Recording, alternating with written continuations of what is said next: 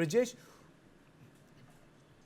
which party has an advantage in the areas where elections are being held today? Well, I would say that, I mean, if you go by stats, last time, Mahagathbandhan had an edge, but last time it was different because last time we saw LJP literally torpedoing chances of JDU, and it was a completely different equation then. But right now, as we speak, what we are gathering from the ground is that NDA seems to have a bit of an edge as far as Mahagathbandhan is concerned. It'll be very, very interesting to see, whether what happened in Mokama may have some sort of, splinter effect in that joining 6 to 7 assembly constituency. If that happens, then it may negate what we are gathering from the ground. But by and large, I think NDA has a slight edge as far as Mahagathbandhan is concerned. Shumen. Well, I think in areas where CPI-ML is strong, it is providing the ideological bulwark and the resistance to the BJP, especially among the extremely backward classes and the Dalits and the Mahadalits, where they have really worked on them. And that's also the area where they did really well the last time around. And RJD and Congress would want to ride on that sort of ideological and electoral work that they have done. But yes, in other parts where the elections are being held, I think in Bihar, this election would entirely depend on where the EBCs vote, that the 26% chunk of the Hindu EBCs vote. There, I think the Nitish Kumar's image is still holding strong, pretty strong. What is making Nitish tick? After 2005, not once Nitish's tenure and Nitish's future as a chief minister was in question. For the first time, there have been talks, what will happen to Nitish?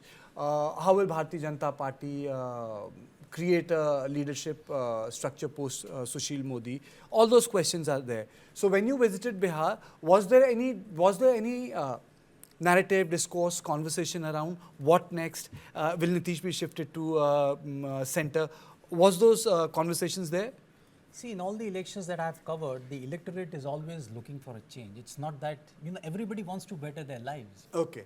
I'm also joined by Ashwini Kumar, but let me take opening comment from KV Prasad. Mr. Prasad, so how is this election position? Last time, there was a lot of buzz around Tejashwi.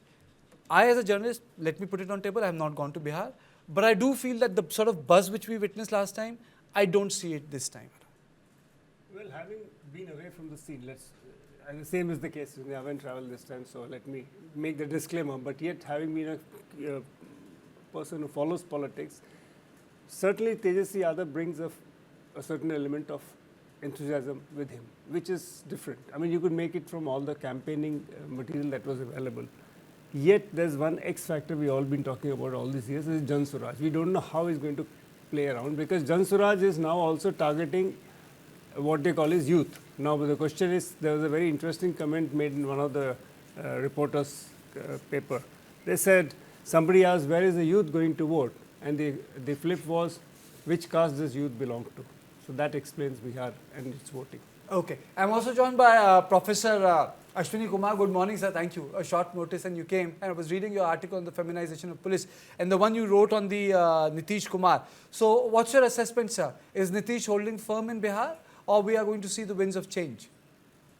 I think, Bihar seems to be bucking the trend of anti-incumbency and will continue with the incumbency advantage. I guess as a political scientist, we noticed that, in the recent decade, the anti-incumbency trend has become weaker at the state elections. And I have mentioned in some of my recent works, how did it happen? So looks like, the news is that Nitish Kumar and NDA seems to be on a stronger footing. NDA seems to be on the stronger footing. Yeah, and the contest which is being designated as a triangular rather than the binary is becoming more diverse and pluralistic rather than a triangular contest.